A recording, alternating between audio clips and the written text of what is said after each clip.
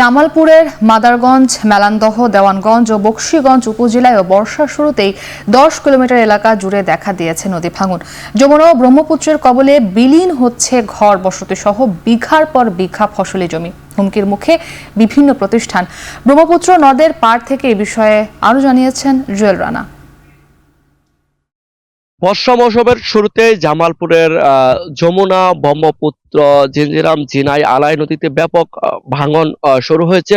গত এক সপ্তাহের ব্যবধানে জামালপুরের 5টি উপজেলাতে প্রায় 10 কিলোমিটার এলাকা জুড়ে নদীর ভাঙন শুরু হয়েছে। এই ভাঙনের ফলে কৃষি জমি অর্থাৎ নদী তীরবর্তী এলাকায় এই মুহূর্তে পাট, আখ, বিভিন্ন সবজি উৎপাদন করা হচ্ছে। সেই উৎপাদিত জমিগুলো এই মুহূর্তে বিভিন্ন নদীর গর্ভে বিলীন হচ্ছে। প্রতিনিয়ত বিলীন হচ্ছে বসত বাড়ি, বিভিন্ন ধরনের শিক্ষা প্রতিষ্ঠান এবং জনগুরুত্বপূর্ণ স্থাপনাগুলো নদী গর্ভে বিলীন হচ্ছে। পানি উন্নয়ন বোর্ড থেকে জানানো হচ্ছে ভাঙন কবলিত এলাকায় এই মুহূর্তে তারা জিওব্যাগ ড্রাম্পিং করছে। আর স্থানীয় প্রশাসনের পক্ষ থেকে ভাঙন কবলিত এলাকার মানুষের জন্য 10 কেজি করে চাল এবং ডিউটিন বরাদ্দ দেওয়ার কথা জানানো হয়েছে।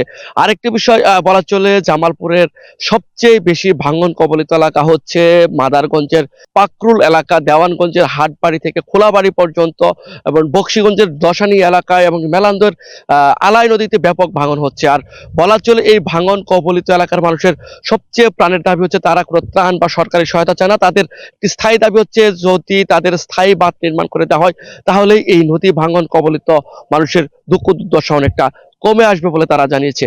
এই ছিল জামালপুর থেকে নদী ভাঙন কবলিত এলাকার নদী ভাঙনের সর্বশেষ তথ্য।